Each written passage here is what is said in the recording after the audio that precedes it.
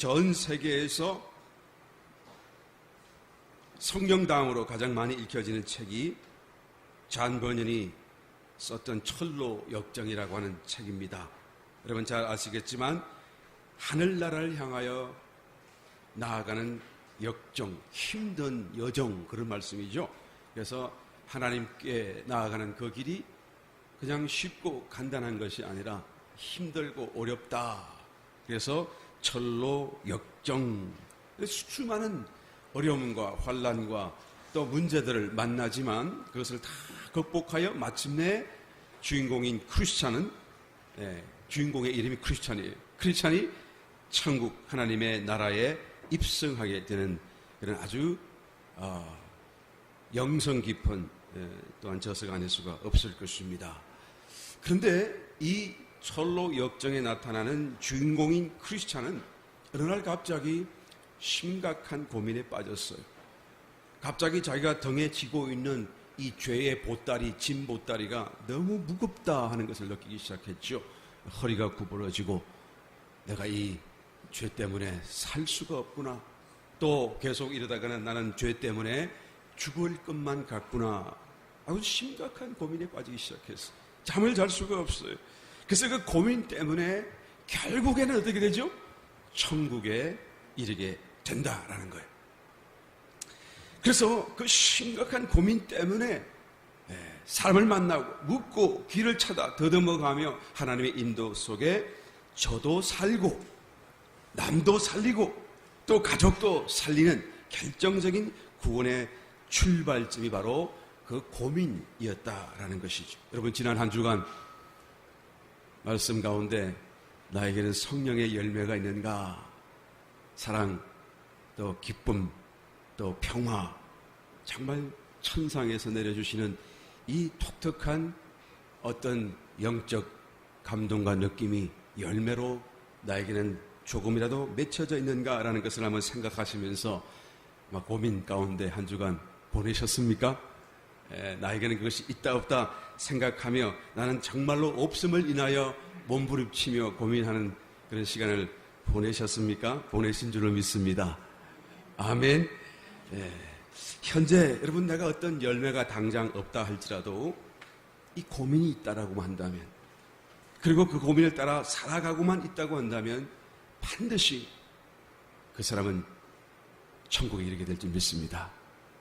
아멘. 문제는 열매도 없고 고민도 되지 않기 때문에 이것이 진정한 문제가 되는 것이죠. 나에게는 왜 있어야 할 것이 없는가? 왜 성경이 말하는 이것들이 나에게는 느껴지지 않는가?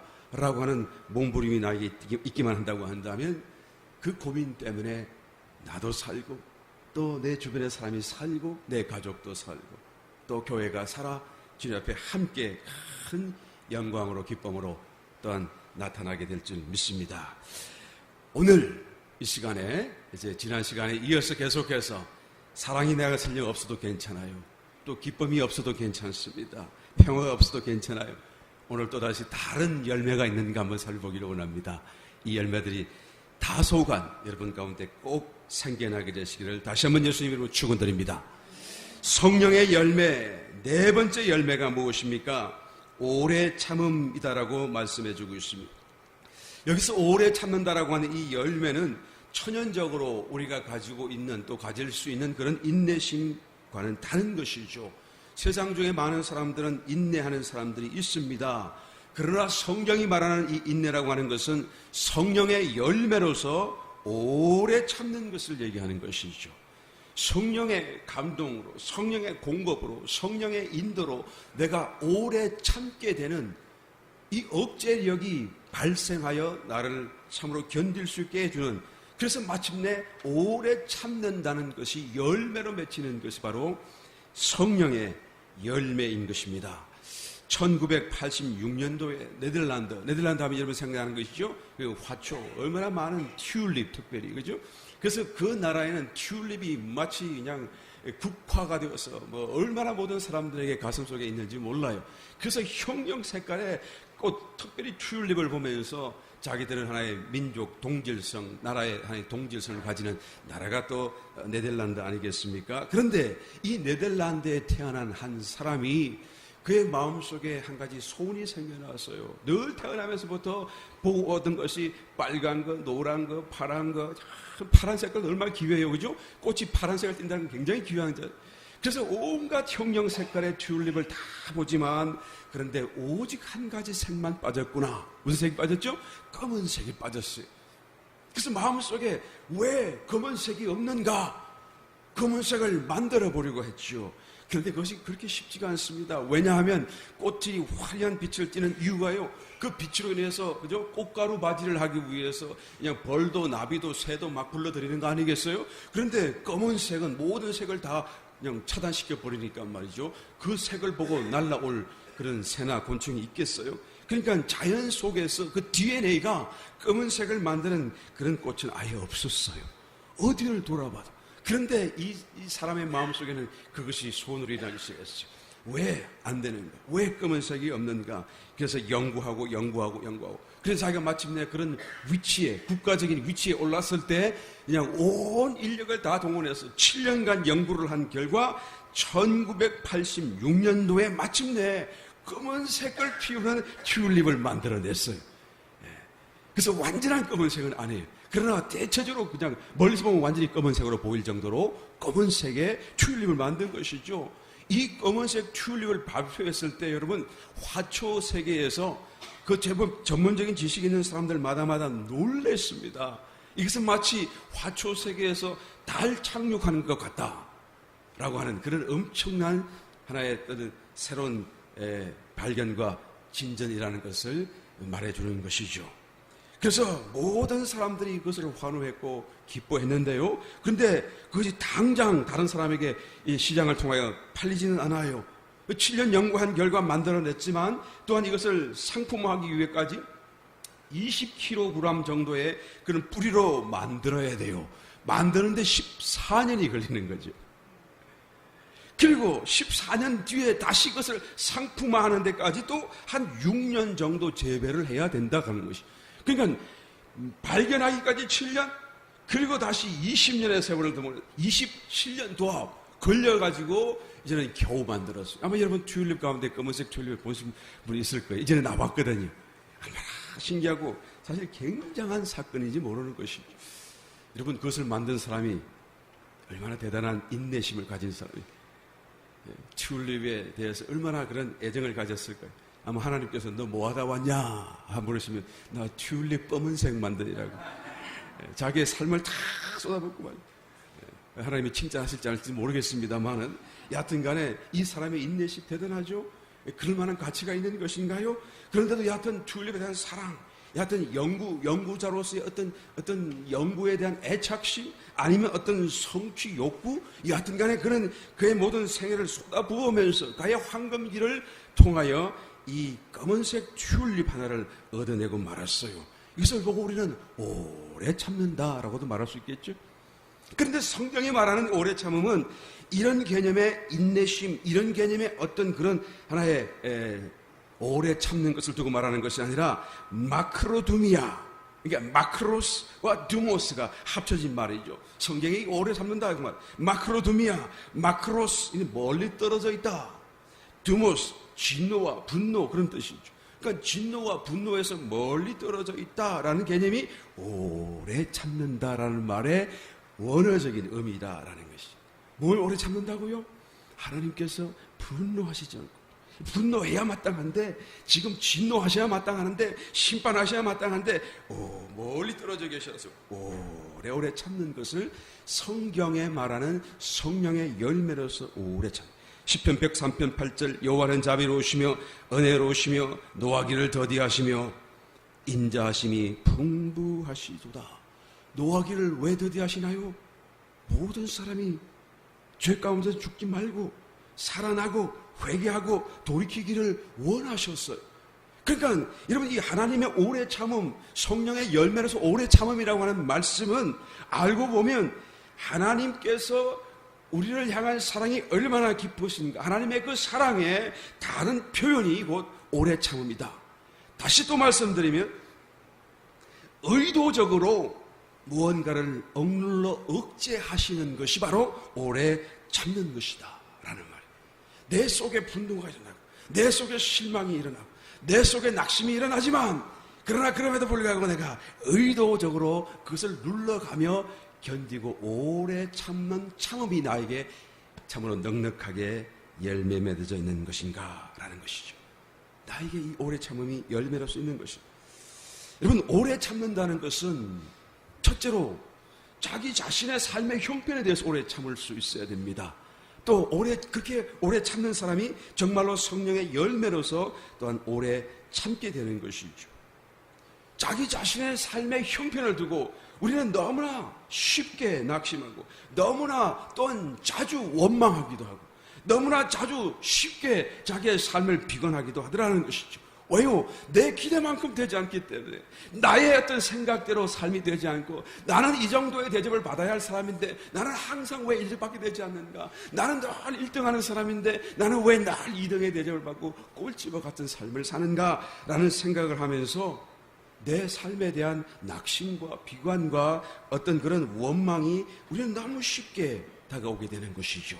그러나 성령이 가슴속에 계셔서 우리에게 감동하시고 또한 우리를 붙들어 우리를 억제시킬 수가 있다고 한다면 그 사람은 그와 같은 형편 속에도 비록 행복하다 느끼지 못하고 비록 충분히 기쁜 그런 환경이 아니라 할지라도 여전히 내 마음속에 견딜 수 있고 괜찮다 느낄 수 있고 참으로 이것도 감사하다라고 생각할 수 있는 어떤 억제력이 내 속에 일어나게 되더라라는 것이죠.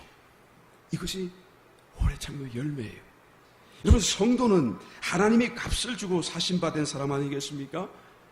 그 값이라는 게 얼마나 커요. 어제 지난주에 뭐죠? 여러분 뉴스 보신 분 아시겠지만 그 중국의 마윈이라고 하는 어떤 사람이 그죠? 알리바바 그 사람 주식 뉴욕 주식에 상장을 했더니 하루 아침에 앉아서 말이 그냥 242조 원의 돈을 다 그냥 받은 거예요. 그냥 손에 현찰로 받은 거 똑같아. 놀라지도 않으시네요. 예, 얼마나 되는지도 모르겠어요. 242조 원을 그냥 손으로 돌려받은 거예요. 그냥 아마존 같은 그런 어떤 미국으로 치면은 말이에요. 그런 건데 말이에요. 근데 전자상거래하는 업체인데 뭐 몇 개 이렇게 만들어 놓고 말이죠. 그래서 뭐 주문받고 온라인 주문받고 배달해주고 뭐 그런 거예요. 별거 아니잖아요. 사실은 알고 보면. 그런데 그게 앞으로 전망이 발달을 해가지고 주식을 다 올려놨더니 그냥 하루아침에 242조 원이 그냥 쏟아지더라고요. 돈박스가 안 되고. 그걸 보면서 야 좋겠다. 그때 순간 내 속에 무슨 생각이 나냐. 이야 너는 한 영혼이 천하보다 귀하다고 하는 내 말을 도대체 믿는 거냐 안 믿는 거냐.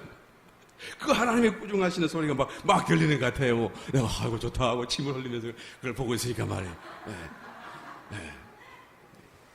뭐 목사가 무슨 돈이 그렇게 많이 필요하겠습니까? 많은 또 교회도 짓고 이렇게 하면 좋잖아요.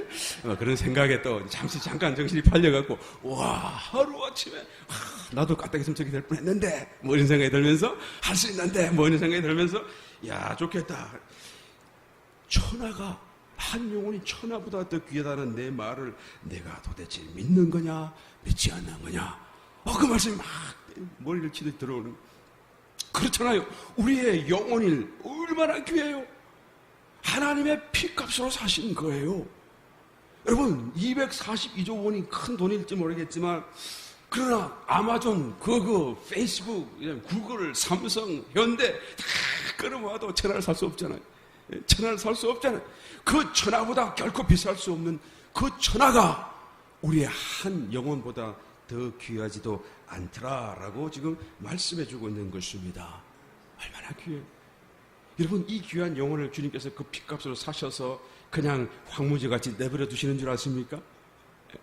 하나님은 지금도 저와 여러분 속에서 무언가 일을 하고 계세요. 속에서 일하고 계세요. 어떻게 왜 일을 하시죠? 우리로 하여금 정말로 이것이 값진 것으로 영광 중에 드러나도록 하기 위해서 벗겨내시고 다듬어가며 우리에게 무언가 일을 하고 계시는 것이다라는 거예요. 우리가 하나님이 저와 여러분 속에 개개인 속에 일하고 있다는 것을 믿어드려야 되는 것입니다. 마음으로 호응해야 돼요. 우리가 기뻐하고 감사하고 참으로 넉넉한 삶이 아니고 정말로 행복한 그런 행복감에 젖을 수 없는 삶일지라도 그럼에도 불구하고 하나님을 인하여 믿음으로 감사하고 하나님을 인하여서 기쁨으로 감사하는 그런 마음으로 우리가 일하시는 하나님께 호응하게 되면 하나님은 정말로 그것이 얼마나 값진 것인가, 정말로 행복이 무엇인가, 기쁨이 무엇인가를 우리에게 알게 해 주실 것입니다. 여러분, 아브라함이 믿음의 선조라고 하는 이 위대한 칭호를 얻었는데요. 왜 아브라함이 믿음의 선조가 되었나요? 아브라함이 그동안 받았던 많은 축복이 있었습니다. 정말로 물질의 축복이 되었죠. 동방에서 굉장한 그런 부를 축적할 수 있는 그런 한 국가를 형성할 만한, 그래서 시골 촌부에서 하나님의 축복하셔서 그런 큰 하나의 재물을 쌓고 많은 식소를 거느리면서 축복을 받았어요. 그런데 그 축복 때문에 믿음의 선조라고 하지 않습니다. 아브라함이 하나님을 믿었기 때문에 하나님께서는 그를 의롭다 칭하시고 그를 믿음의 선조로 삼으셨는데, 그 믿음이라는 것이 하나님이 나의 문제를 해결하고 나의 삶 속에 축복하시고 내 이 세상 가운데 정말로 부러워할 만한 굉장한 하나의 부자로 만들어 주셨기 때문에, 그 믿음 때문에 내가 믿음의 선조가 된 것이 아니라 그가 정말로 이제는 몸이 죽은 자 같이 되어지고 더 이상 자손을 생산할 수 없는 지경에까지 갔을 그 순간에도 불구하고 하나님께서 그를 이끌고 저 하늘의 무뼈를 세어보라. 하나, 둘, 셋. 내 자손이 저와 같을 것이다. 우와, 하나님 감사합니다. 해변 모래알을 가리키면서 한번 세어보라. 하나, 둘, 셋. 하나님 셀 수 없네요. 내 자손이 저와 같을 것이다. 정말요? 하나님 감사합니다. 하나님은 하나님이시니까 분명히 하실 것입니다. 하나님께서 자기 속에 죽은 자와 같은 그 몸속에 무언가를 주입해 드리시고 어떤 내가 알지 못하는 생명으로 그에게 역사하시는 그 역사하심을 믿음으로 받아들인 거예요. 그랬더니 성경은 말하기를 하나님께서 이를 믿음으로 그를 의롭게 여기셨도다, 그렇게 말합니다. 뭘 믿었다고요? 내 속에 역사하시는 하나님의 역사와 하나님의 계획을 믿었더니 그가 믿음의 선조가, 그로 인하여 그 믿음을 인하여 이제까지 하나님께서 큰 하나님의 역사, 생명의 역사, 영생의 역사를 하실 수가 있었기 때문이다라는 것이죠. 여러분, 스스로 낙담하고 스스로 좌절하고 스스로 우울하고 자기가 스스로 자기의 감정을 자꾸 그런 쪽으로 끌어가고 인정하는 그런 사람은 지금 속에서 역사하고 있는 하나님을 스스로 가로막는 것이죠. 여러분, 성령의 열매는 내가 맺는 것이 아닙니다. 성령의 말씀 그대로 열매예요. 성령이 맺는 열매죠. 나에게 맺어주시는 열매예요. 하나님이 하시는 거예요. 나는 뭘 해야 되죠? 하나님이 그 열매를 맺어줄 수 있도록 호응해 드려야 돼요. 마음으로요, 믿음으로요, 기뻐하고요, 감사하고요. 우울하다가도 그냥 물려쳐버리고, 그저 나는 지금 우울해야 될 형편에 있지만, 그러나 내가 우울해야 할 필요가 어디에 있겠어? 하나님이 지금 나를 그와 같이 천하보다 귀한 어떤 역사 속에 나를 지금 일하고 계시는데, 아멘. 낙심하지 마세요. 우울해하지 마세요. 성도는 기뻐해야 돼요. 감사해야 돼요. 감사할 형편이기 때문에 하는 것이 아니라 믿음으로, 아멘. 그럴 때 정말로 감사할 것들이 감정으로 드러나게 될 것입니다. 두 번째로 오래 참는 것이 어디에 나타납니까? 나를 향한 나의 삶의 형편뿐만 아니라 남을 대하여 있어서도 오래 참을 수 있어야 되는 것입니다. 사람을 전도합니다. 또 중보하여 기도합니다. 그럴 땐 하나님의 길로 인도하기 위하여 말씀을 전하고 간증도 하고 애쓰고 사랑을 베풀고, 그래도 하다 안 되면 에이, 저 사람은 안 될 사람이야, 안 되는가 보다, 이 에너지와 이 수고를 다른 사람한테 쏟아야겠구나 하고 그냥 포기하고 끝내버리는 것이 아니라 어떻게 해요? 오래 참아야 돼. 사도 바울은 한 영혼을 두고 뭐라고 그럽니까?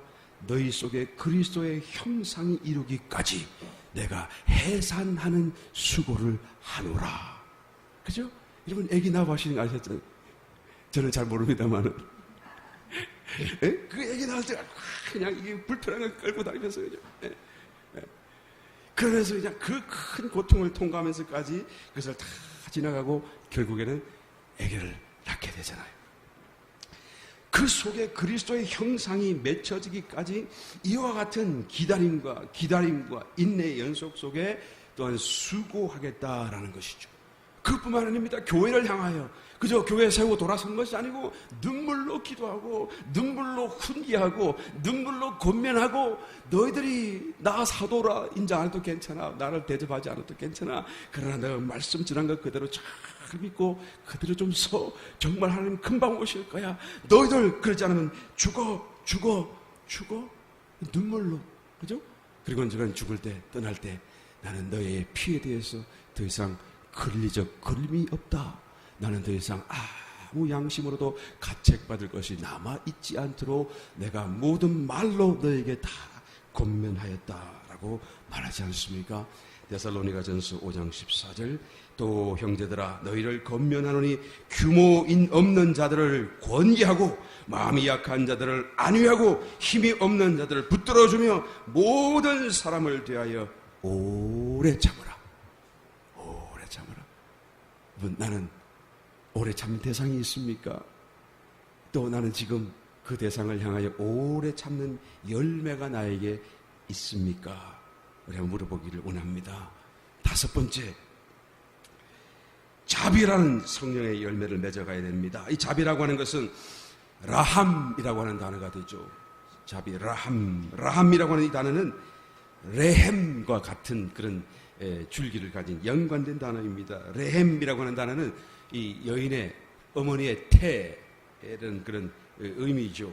그래서 이 자비라는 것은 어머니의 태와 같은 그런 어떤 의미를 갖고 있는 것입니다. 무조건적인 어머니 사랑을 두고 말하는 것이죠. 무조건적인 사랑이에요. 언젠가 한번 방송에서 본 적이 기억이 납니다. 황수관 그 교수 박사 아시죠? 그분이 이제는 소천을 하셨습니다만은 그때 한참 방송에 나오실 때 그런 얘기를 하는 것을 아마 참 감동 있게 들은 적이 있어요. 이 세상에서 가장 아름다운 영어 단어가 뭔지 아십니까? 미국의 어느 이 연구기관이 설문조사를 바탕으로 그것을 물었어요. 사람들이 이것저것 막 대답하는데 대답이 뭔지 아세요? 어머니, mother. 세상에서 가장 아름다운 영어 단어로 꼽은 그런 단어가 mother라는. 그러면서 두 번째 단어는 그러면 father겠네요. 그래서 father면 얼마나 좋겠습니까? 근데 뭐 love. 그럼 세 번째는 father면 얼마나 좋겠습니까? 그래서 또 다른. 근데 네 번째, 5번째는 father는 가도 끝이 없도록 father는 나오질 않아요. 같은 부모인데도 왜 mother와 father가 다르죠? mother는 이 태에서 그냥 그 생명을 안고 또한 쏟아내는 그런 그러니까 저와 내가 하나의 생명으로 분리할 수 없는 그런 어떤 아주 끈끈한 그런 정과 마음이 그 속에 담겨 있기 때문이다라는 것이죠. 모든 조건을 초월해서, 그죠? 그래서 어떤 사정에 있을지라도 그를 압도하는, 그 환경을 압도하는 연민을 갖고 사랑하는 그 사랑이 바로 이 어머니의 사랑이고 또 자비라고 하는 이 단어가 갖고 있는 의미인 것이죠. 덮어주는 사랑이에요. 그러니까 어머니를 생각하기만 하면 편안하죠. 바닷가에 가서 왜 편안합니까? 그 바다가의 그런 정경이 마치 어머니의 그런 그 태 속에 있는 물 같은 그렇죠? 느낌을 가지니까 편안한. 그러니까 내가 이게 참 안식하는구나 하는 느낌을 가지는 그 이유가 바로 어머니의 태가 그만큼 우리의 또한 본래적인 출처였었고 또한 그곳에서 우리가 나왔었기 때문인 것을 우리 말씀에 주는 것입니다. 자비라고 하는 단어가 바로 이런 의미를 가진 거예요.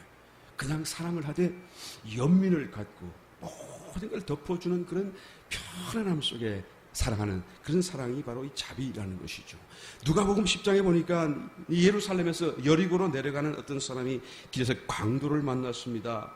그런데 이 사람은 성경 말씀하지 않을지라도 분명히 유대인임에 틀림없어요. 왜냐하면 예루살렘에 가는 것은 유대인 아니겠어요? 제사 지내러 갔겠죠? 이방인이 아닐 것입니다. 그래서 내려오는데 강도를 만났어요. 강도가 그 가진 거 다 빼앗고 그냥 때려서 거의 죽게 생겼어요.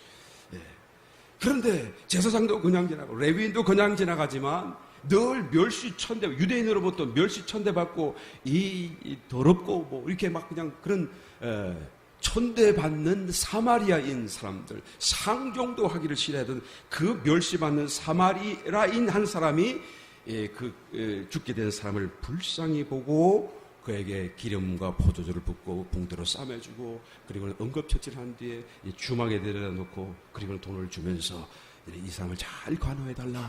만약에 돈이 더 들면 내가 갔다가 돌아오는 게 더 채워주겠노라 하며 그를 무한한 무조건적인 사랑을 쏟아붓는 것을 주님께서 비유하여 주시면서 누가 내 이웃이냐? 그랬더니 자비를 베푼 사람이나이다. 이 사마리아인이 자비를 베풀었다라고 말씀해 주고 있죠. 여러분 자비라는 게 뭐예요? 그냥 사랑이 아니고 모든 어떤 이념을 초월하는 거예요. 종교를 초월하는 거예요. 어떤 그런 언어의 그런 어떤 그 감정과 갈등을 다 초월하는 거예요. 다만 저 사람이 불쌍한 거예요. 무조건적입니다. 저 사람은 나의 도움이 필요하다는 것을 느끼면서 그냥 이유 없이 사랑을 쏟아붓는 것이 바로 자비라는 것이죠. 그래서 자비를 베풀었다라고 말씀해 주고 있는 것입니다. 그래서 자비가 정말로 성령의 열매로서 우리 속에 있다라고 한다면 여러분 이해하지 못할 사람이 없어요. 용서 못할 사람이 없게 됩니다. 왜? 불쌍하니까요. 왜 그렇습니까? 사랑스러우니까요. 왜 그렇습니까? 이제 그냥 태로 품은 내 자식 같으니까요. 저도 나도 그냥 다 불쌍한 사람이다라는 그런 하나의 연민으로 인해서 용서 못할 게 없고 사랑 못할 게 없고 이해 못할 것이 없어요. 우리는 때때로 저 사람만큼은 절대로 내가 이해할 수가 없어. 도저히 이해할 수 없어. 내 경우를 한번 당해봐. 또 저 행동 저 짓만큼은 내가 결단코 일평생 잊지 않고 용서하지 않을 것이야 라고 하는 그런 경우를 보기도 합니다만 그러나 여러분 자비는 이해해요. 자비는 그것을 용서해요.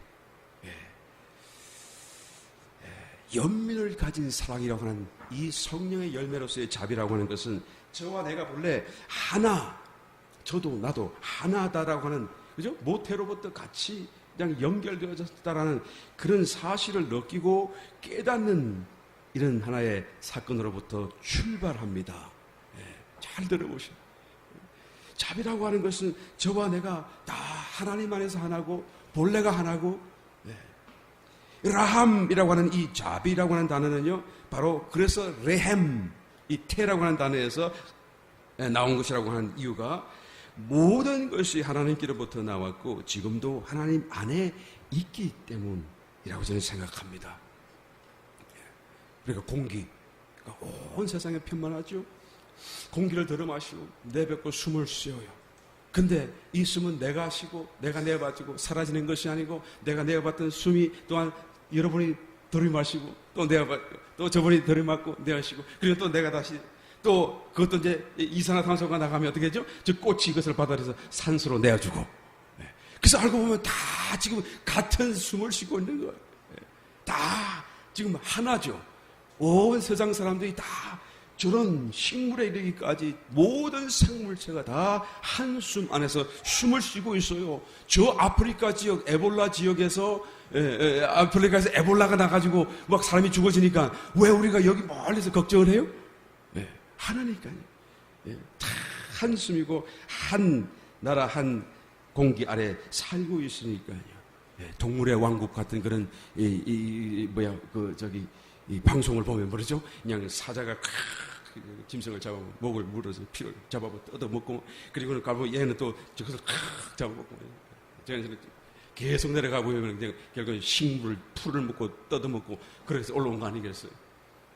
그래서 사자로 끝나나요? 사자도 자기가 죽을 때가 있잖아요. 그래서 탁 죽으면 어떻게 되죠? 자기가 죽은 그 시체가 썩어지면서 영분이 되고 거름이 되고 식물이 그것을 쫙 받아요.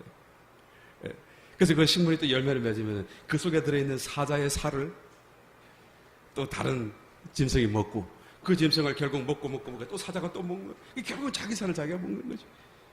내가 저를 먹지만 사실은 자기 살을 먹는 거죠. 또 사실은 내가 먹는 것 같아 나도 저에게 또 내 살을 주고 사는 그런 연결된 고리 속에 하나의 그런 세상, 하나의 몸같이 살고 있는 것. 그래서 내가 저를 때리면, 그죠? 저를 공격하면 결국은 저가 아픈 것 같으나 결국 나를 때리는 것 같은 거죠. 예. 너무 심오합니까?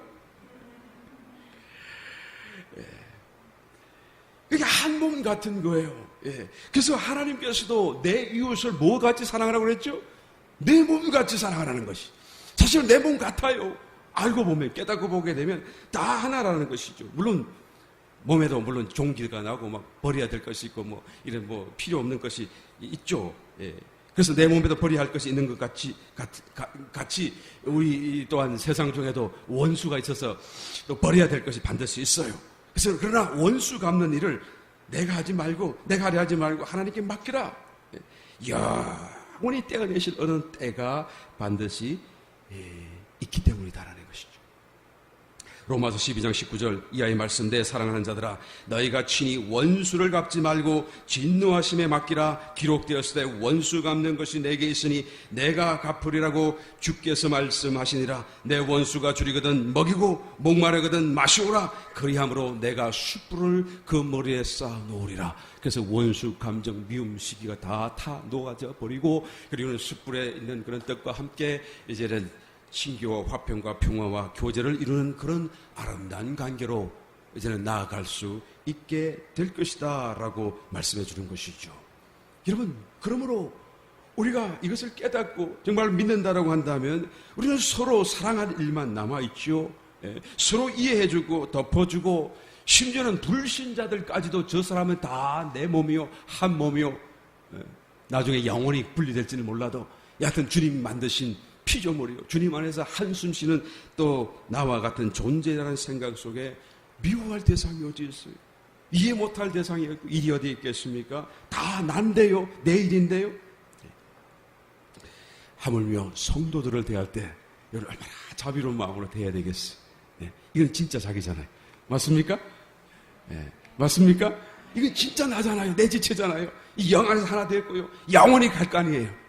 그러니까 성도를 바라볼 때 얼마나 자비로운 마음으로, 그래서 참 눈에서 이렇게 사랑이 똑똑 떨어지는 그런 모습으로 우리는 자비심을 갖고 그의 모든 잘못과 모든 허물을 덮어주려는 그런 너그러운 마음을 갖고 내가 내 형제를 보고 있는가. 알고 보면 참 불쌍하잖아요. 또 멀리 역말리 와가지고 타양살이 하면서 먹고 살려고 막 발버둥 치고 얼마나 불쌍해요, 사실은. 그렇죠? 하루아침에 242조가 툭 떨어지는 사람이 있는데 막 이렇게 억울하게 살고 있는 거야 지금. 나에게 이런 독특한 자비심이 있는가 없는가를 물어보게 되시기를 바랍니다. 이것이 없다라고 한다면 여러분, 나는 정말 주님 앞에 서는 그날에 큰 낭패와 곤란을 당할 수밖에 없을 것입니다. 만약 그게 없다고 한다면 여섯 번째, 또 한 가지 뭐가 남아있습니까? 양선이라고 하는 성령의 열매가 있는지를 살펴보시기를 바랍니다. 양선이라고 하는 것은 착하다 그 말이에요. 친절을 하다 그 말이에요. 선하다 그 말씀이죠. 이 양선, 성령의 열매로서 선한 것은 우리가 자연적으로 가지고 있는 세상 중에서 만날 수 있는 그런 어떤 착한 성품과는 전혀 다른 것이다. 언뜻 보기에는 비슷할지 모르겠지만 사실은 그 내용이 전혀 다른 것이다. 이 세상 중에는 착한 사람이 때때로 있습니다. 그래서 그냥 습관적으로 남에게 해주기를 좋아하고 또 남의 행복을 참 위해서 이렇게 애쓰려고 하는 그런 착한 사람들이 있지요. 그러나 그 선함 속에도 늘 깊이 가서 보게 되면 한계가 있다는 것을 우리가 알게 됩니다. 왜요? 그 사람이 내가 착하게 했는데 또 착하게 해주지 않고 오히려 나에게 악한 것으로 가고 나에게 상처를 주고 나에게 어떤 데미지를 일으킨다고 한다면, 손해를 입힌다고 한다면 내가 맞서 싸우게 되고 결코 그것을 내가 용납할 수 없게 되겠다. 나의 한계 상황에서 더 이상 착한 사람으로 살지 않게 되는 것이죠. 저는 저희 집에서 하도 그 HOV에서 맞나요? HOV가 맞나? 홈 어소시에이션 HOA 하도 죄송합니다. HOA 홈 어소시에이션에서죠. 계속 편지가 와요. 짠디 깎으시오, 잡초가 너무 많아요. 당신 집은 딱 이렇게 그러니까 그냥 안 하면 내가 다시 사람을 보내서 그 모든 비리를 다 당신 집에 청구하겠어. 뭐 이렇게 편지 오는 거지. 그러니까 그러면 또 안 되지. 내가 탁 깎는 거예요. 깎는데 보니까 옆에 사람도 막 잡초들이 막 나왔어요. 이 나만 깎기 미안하잖아요. 그래서 에라 그냥 쑥 가는 길에 밀어서 옆집까지 딱 밀어주고 그럼 나한테 이제 한 만나면 인사도 하고 땡큐라고 하고 뭐 하겠지 안 하면 또 어때? 뭐 이런 생각하고 이제 밀어줬어요. 그래서 며칠을 또 지나고 있는데 이 집에 무슨 잔치가 있었나 봐요. 그래서 케이크를 막 만들고 케이크를 들고 막 옆집에 막 뛰어가는 모습을 봤거든요.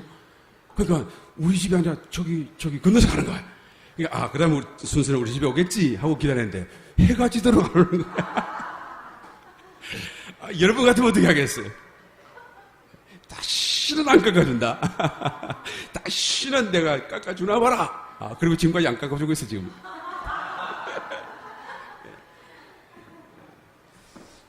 이게 못된 사람, 세상 사람이 말하는 착한 사람들의 모습인 것이죠. 그런데 성경을 보면 참으로 착한 것이 있습니다. 우리가 생각하는, 우리가 만나는 그런 착함이 아닌 착함이 있어요. 요셉 같은 경우에 자기의 형들을 용서했어요. 어떤 형들입니까? 혈육의 정을 배반하고 그것도 모자라 자기를 죽이려고 했던 형들 아니에요? 그러니까 일생을 두고 일을 갈아야 되고 그리고 자기가 그들을 정말로 마음대로 좌지우지할 수 있는 위치에 올랐고 권세를 잡은 그런 자리에 이르렀을 때 어떻게 하죠? 그를 꾸중하지 않습니다. 나무라지 않아요. 억울하다 말하지도 않아요. 그냥 훌훌 털어버리고 용서하는 모습. 얼마나 착한지 몰라. 이게 성경이 말하는 양심이죠.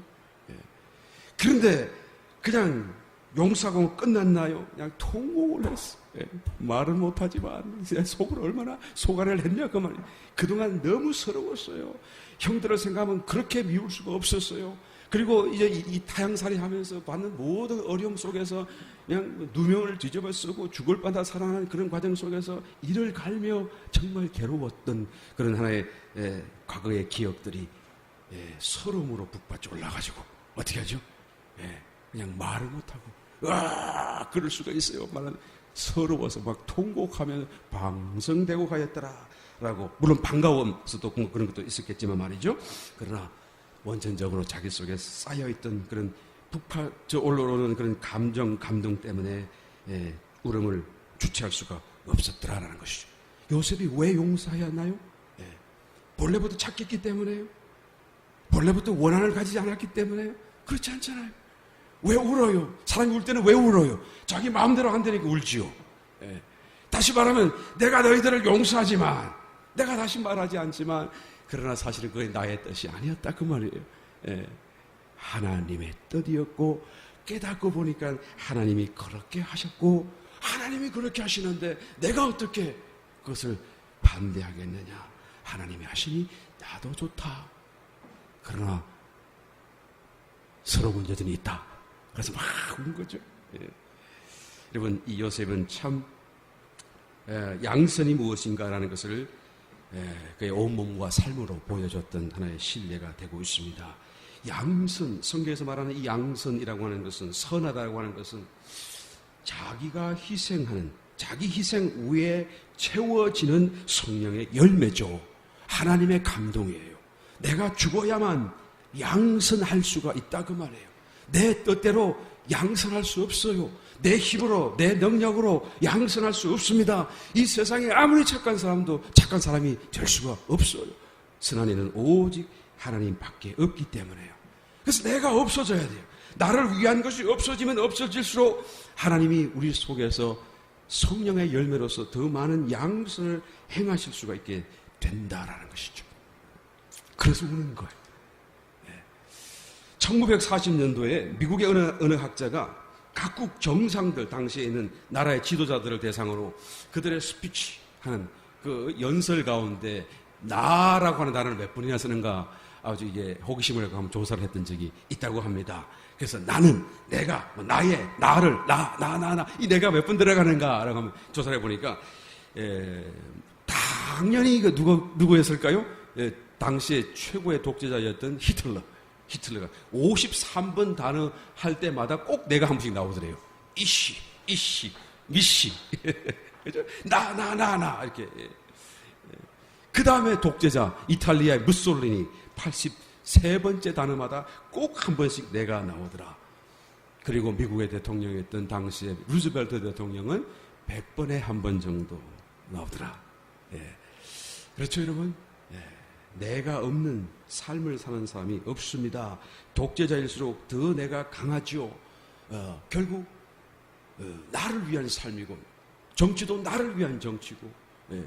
모든 어떤 성공도 나를 위한 성공으로 살아가기 때문에요. 그러니까 독재자가 되는 것이고, 그러니까 이와 같은 남을 해치고 결국에는 빼앗아서라도 자기의 행복으로 채워지겠다 하는 그런 삶을 살게 되어진다라는 것이죠.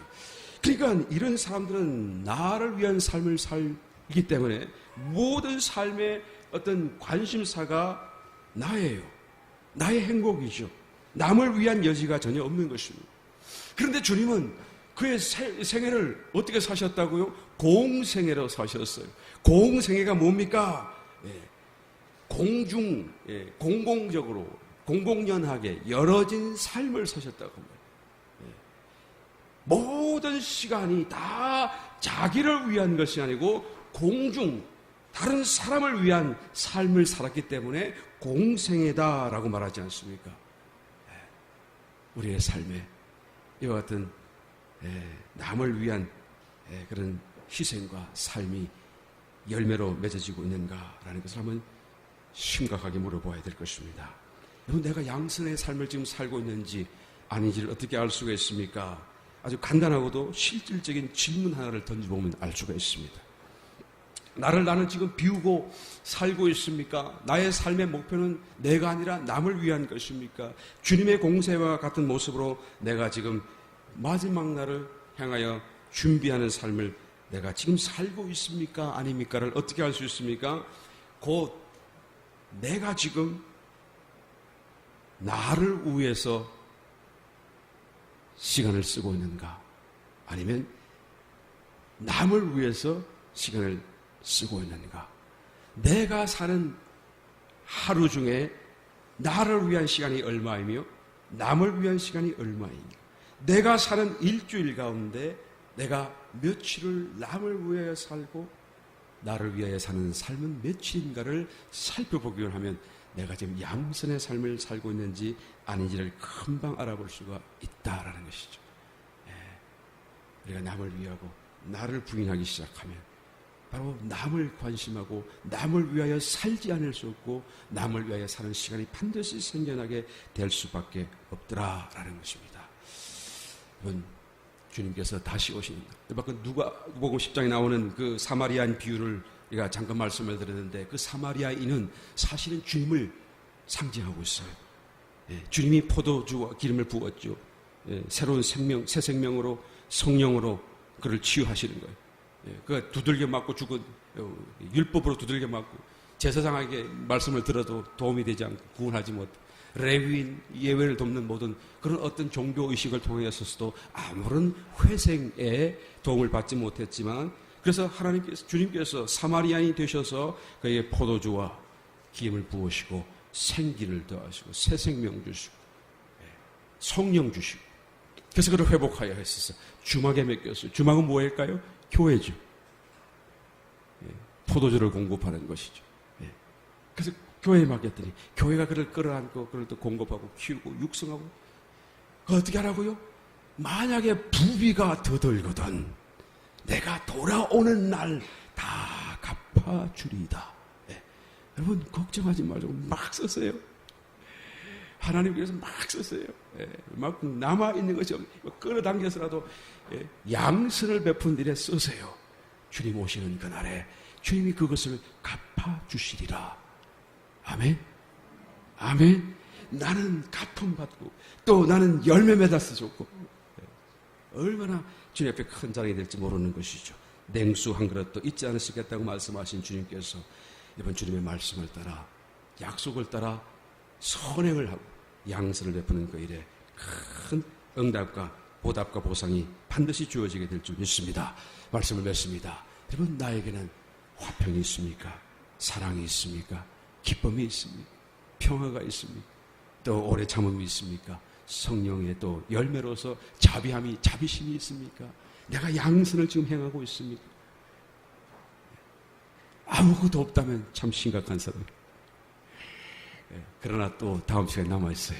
할렐루야. 그러나 그 마지막 시간을 기대하지 말고 오늘 동안부터 시작해서 우리 또한 한 주간 깊은 고민 속에서 성령의 열매를 꼭 맺게 되시기를 예수 이름으로 축원드립니다. 아멘.